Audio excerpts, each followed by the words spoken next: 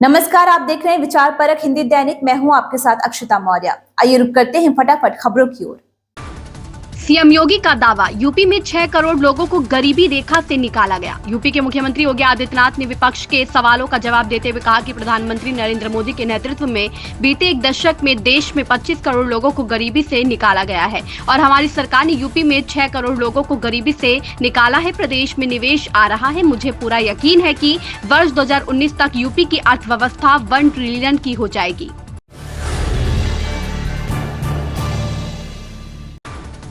त्योहारों को लेकर सीएम योगी ने दिए सख्त निर्देश, कहा जन आस्था का सम्मान करें, अराजकता बर्दाश्त नहीं की जाएगी।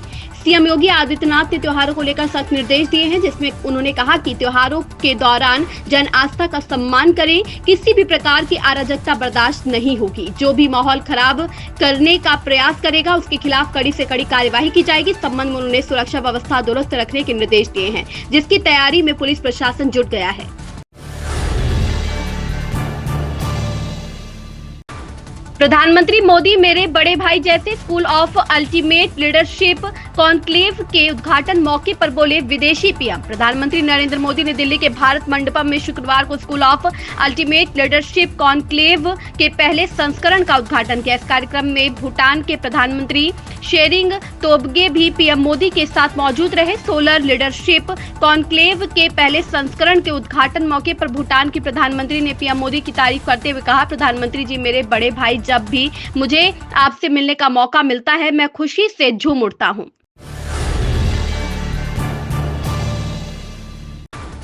पीएम मोदी बोले, हमें वैश्विक सोच और स्थानीय संस्कारों के साथ आगे बढ़ना होगा। प्रधानमंत्री नरेंद्र मोदी ने शुक्रवार को कहा कि भारत एक वैश्विक महाशक्ति के रूप में उभर रहा है और इस गति को बनाए रखने के लिए देश को विभिन्न क्षेत्रों के ऐसे नेताओं की जरूरत है जिनका दृष्टिकोण वैश्विक हो लेकिन मानसिकता भारतीय हो।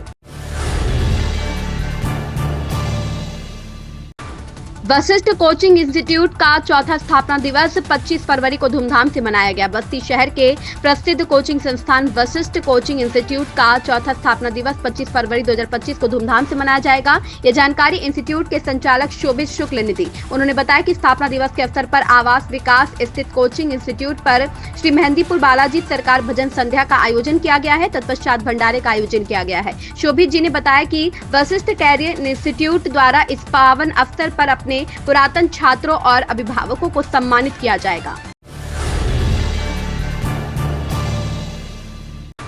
बस्ती पुलिस ने 4 व्यक्तियों का किया गुंडा एक्ट में चालान। बस्ती जिले के दुबौलिया थाने की पुलिस द्वारा 4 व्यक्तियों को चिन्हित करके उनका चालान गुंडा एक्ट में किया गया है। पुलिस सूत्रों ने यहां ये जानकारी देते हुए बताया है कि दुबौलिया थाने की पुलिस द्वारा दुर्गेश, रोहित, अजय, बुद्धि, सागर को चिन्हित करके उनके विरुद्ध गुंडा एक्ट की कार्यवाही किया गया है। अवैध शराब सहित एक गिरफ्तार। बस्ती जिले की दुबौलिया थाने की पुलिस द्वारा एक व्यक्ति को गिरफ्तार करके उसके कब्जे से अवैध शराब बरामद किया गया है। पुलिस सूत्रों ने यहां ये जानकारी देते हुए बताया है कि दुबौलिया थाने की पुलिस द्वारा अवैध शराब सहित वीरेंद्र चौहान निवासी ग्राम बर्दिया लोहार को गिरफ्तार किया गया है। दुबौलिया थाने की पुलिस ने नाबालिग को भगाने वाले अभियुक्त को गिरफ्तार किया। बस्ती जिले के दुबौलिया थाने की पुलिस द्वारा नाबालिग बालिका को भगाने वाले अभियुक्त को गिरफ्तार करके जेल भेज दिया गया है। पुलिस सूत्रों ने यहां ये जानकारी देते हुए बताया कि दुबौलिया थाने की पुलिस द्वारा साहिल निवासी उंजी मुस्तहकम को गिरफ्तार करके उनके कब्जे से नाबालिग बालिका बरामद किया गया है। दुष्कर्म का एक आरोपी गिरफ्तार। सिद्धार्थनगर जिले के जोगिया उदयपुर थाने की पुलिस द्वारा दुष्कर्म के एक आरोपी को गिरफ्तार करके जेल भेज दिया गया है। पुलिस सूत्रों ने यहां ये जानकारी देते हुए बताया है कि जोगिया उदयपुर थाने की पुलिस द्वारा जयश्री निवासी पकड़डीहा को गिरफ्तार करके जेल भेज दिया गया है। उसके विरुद्ध दुष्कर्म करने का मुकदमा दर्ज था। यूपी बोर्ड की परीक्षा 24 फरवरी से 12 मार्च तक आयोजित की जाएगी। हाई स्कूल के 27,32,216, इंटरमीडिएट के 27,05,017, इस प्रकार कुल 54,34,233 परीक्षार्थी देंगे परीक्षा। 8,140 परीक्षा केंद्रों पर हाई स्कूल एवं इंटरमीडिएट के परीक्षार्थी देंगे परीक्षा। राज्य स्तरीय कंट्रोल रूम से 54 से अधिक कंप्यूटर्स पर मॉनिटरिंग की जा रही है। प्रश्न पत्रों की केंद्र बार कोडिंग की नई व्यवस्था की गई है। राज्य स्तर पर आज यहां हो रही निगरानी का शुभारंभ किया जा रहा रहा है। विद्यालय स्तर पर तथा जनपद स्तर पर भी निगरानी की जा रही है। परीक्षार्थी या नकल कराने वालों पर अनुचित साधनों का उपयोग करने पर कठोर कार्यवाही की जाएगी। पुलिस अधीक्षक सिद्धार्थनगर द्वारा महाशिवरात्रि के दृष्टिगत थाना सिद्धार्थनगर क्षेत्र के सिंहेश्वरी मंदिर का निरीक्षण कर संबंधित को आवश्यक दिशा निर्देश दिया गया। डॉक्टर अभिषेक महाजन पुलिस अधीक्षक सिद्धार्थनगर द्वारा महाशिवरात्रि के दृष्टिगत थाना क्षेत्र सिद्धार्थनगर में स्थित सिंहेश्वरी मंदिर का निरीक्षण भ्रमण कर सुरक्षा व्यवस्था के संबंध में आवश्यक दिशा निर्देश दिए गए। महाशिवरात्रि को सकुशल संपन्न कराए जाने के दृष्टिगत सुरक्षा व्यवस्था के व्यापक बंदोबस्त करने हेतु निर्देशित किया गया। चुप्पी तोड़ हल्ला बोल के अंतर्गत 2012 में पॉक्सो एक्ट बाल यौन शोषण से बचाव पर दी गई जानकारी। समाधान अभियान एवं इंडिया पेस्टिसाइड्स लिमिटेड के साझा सहयोग से चुप्पी तोड़ हल्ला बोल के अंतर्गत 2012 पॉक्सो एक्ट बाल यौन शोषण से बचाव पर आज सिद्धार्थनगर के जोगिया उदयपुर रीना त्रिपाठी के द्वारा पूर्व माध्यमिक विद्यालय टिकरिया में बच्चों को सुरक्षित स्पर्श और असहज स्पर्श के बारे में विस्तार पूर्वक बच्चे को बताया गया, जिसमें स्कूल के प्रधानाध्यापक, अध्यापिका और उपस्थित रहे। विष्णु महायज्ञ की शुरुआत कलश यात्रा के साथ हुई। सिद्धार्थनगर जिले के लोटन ब्लॉक क्षेत्र के ग्राम पंचायत सुसनहा में ग्रामीणों के सहयोग से 9 दिवसीय श्री विष्णु महायज्ञ शुरू हुआ। श्री विष्णु महायज्ञ की शुरुआत कलश यात्रा के साथ हुई, जहां जय श्री राम के जय घोष से कलश यात्रा निकाली गई। कलश यात्रा यज्ञ स्थल से शुरू होकर लोटन चौराहा होते हुए लोटन में स्थित जगन्नाथ स्वामी मंदिर पहुंची, जहां गोघी नदी के तट पर यज्ञाचार्यों ने वैदिक मंत्रोच्चारण के बीच कलश में जल भराव कर इसके बाद कलश यात्रा यज्ञ स्थल पहुंची, जहां विधि विधान से कलश पूजन कर यज्ञ मंडप में स्थापित कराया। बस्ती में अलग अलग स्थान पर फंदे से लटकता हुआ 2 शख्स मिलने से सनसनी। बस्ती जिले में शुक्रवार को मुंडेरवा तथा पैकौलिया थाना क्षेत्र में फंदे से लटकता हुआ 2 शख्स मिलने से सनसनी फैल गई है। पुलिस सूत्रों ने शुक्रवार को यहां जानकारी देते हुए बताया है कि पैकौलिया थाना क्षेत्र के पिकौरा गांव में पंखे के कुंडी से लटकता हुआ विनोद 22 वर्ष निवासी पिकौरा का शव पाया गया है। युवक के गले में रस्सी की जगह वायरिंग का तार मिला है। पुलिस मामले की जाँच पड़ताल कर रही है।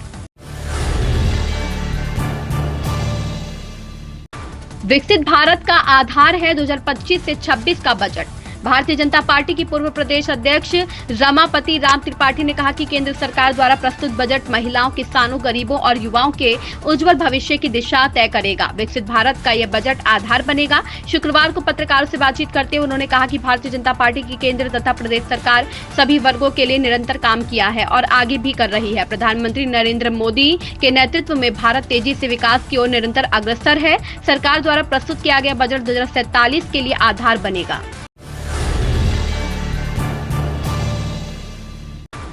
डीआईजी ने किया बाबा भदेश्वर नाथ मंदिर का किया निरीक्षण।